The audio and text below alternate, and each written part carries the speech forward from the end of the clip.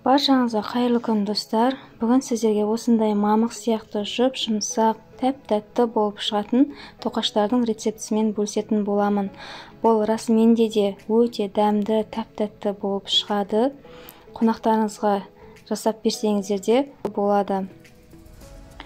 Осындай әдемі түрлерін жасап көрсететін боламын. Менімен бірге болыңыздар, видеоны соңына дейін қараңыздар. Қамырын жасаймыз. Бұл үшін ыдысымызға жылы сүтімізді құямыз.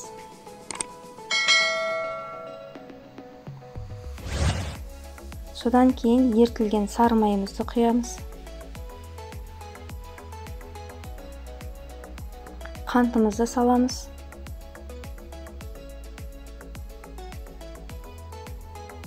Ашытқымызды саламыз. Бір жұмыртқамызды саламыз.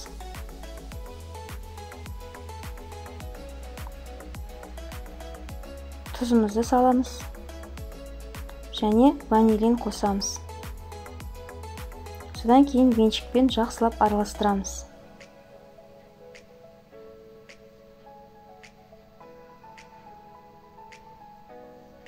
Араласқаннан кейін ұнды електен өткізіп, қасықпен саламыз. Ең әуелі ұнымызды қасықпен салып, қасықтың көмегімен араластырып аламыз.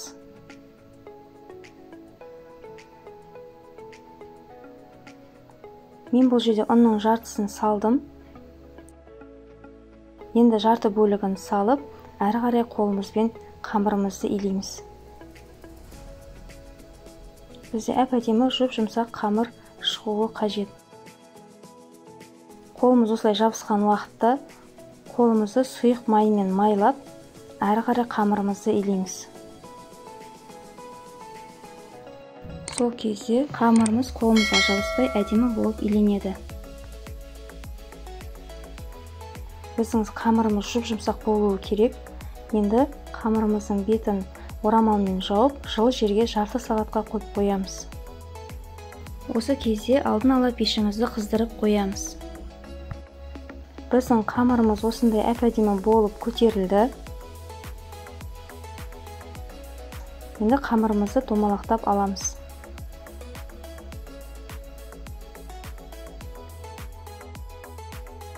Бөліп алған қамырымызды осылайша ширатамыз.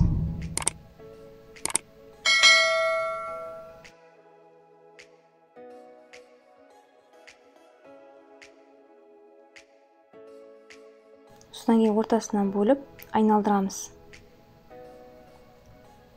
Және осылайша түйеміз. Видеода көрсетілгендей етіп қамырымызды орап шығамыз.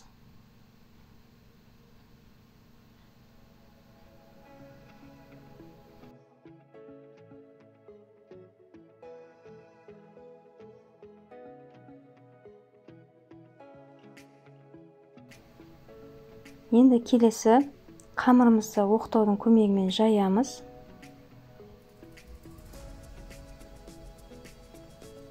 Осылайша жайып аламыз. Содан кейін ерітілген сары майымызды жағып шығамыз.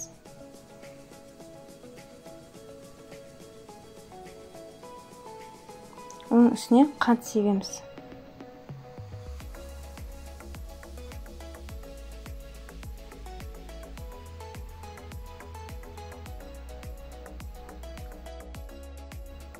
Содан кейін мак себеміз.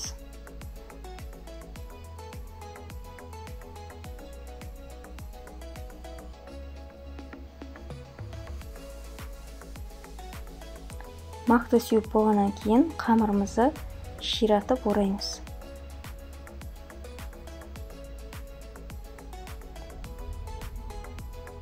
Қамырымызды тығыз қылып ораймыз. Бізде қамырымыз босап кетпеуі керек. Осылайша орап аламыз.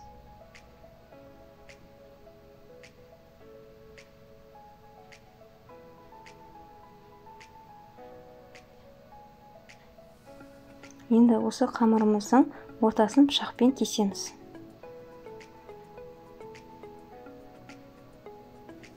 Арасын толық кесуіміз қажет. осылайша кесіп аламыз. Содан кейін қамырымызды айналдырамыз. Видеода көрсетілгендей етіп айналдырасыздар. Және осы улитка етіп ораймыз. Бізде осындай әдемі тоқаш шықты. Келесіне дәл солай жасаймыз. Ортасын кесіп айналдырамыз.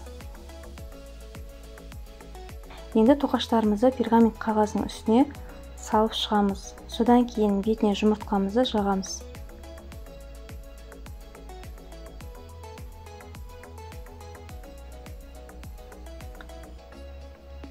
Тоқаштың арасын осылай ашық қылып салу қажет. Өйткені бізде қазір тоқашымыз көтеріледі. Енді осыны бетін орамалмен жауып 10-15 минутқа қойып қоямыз. Алдын ала қызып тұрған пеште 180 градуста қызарғанша пісіріп аламыз. Біздің тоқашымыз пісті. Осындай әдемі болып шықты. Біздің тоқаштарымыз дайын. Ыстықтай май жағып шаймен ішсеңіздер болады. Сіздің отбасыңызға, келген қонақтарыңызға ұнайды деген ойдамын. Өте керемет, сондай тәп-тәтті, жұп-жұмсақ болып шығады. Міндетті түрде жасап көріңіздер. Және менің каналыма тіркеліп, лайк басуды ұмытпаңыздар. Және пікір қалдыруды да ұмытып кетпеңіздер. Сіздермен болған ардақ, сау болыңыздар.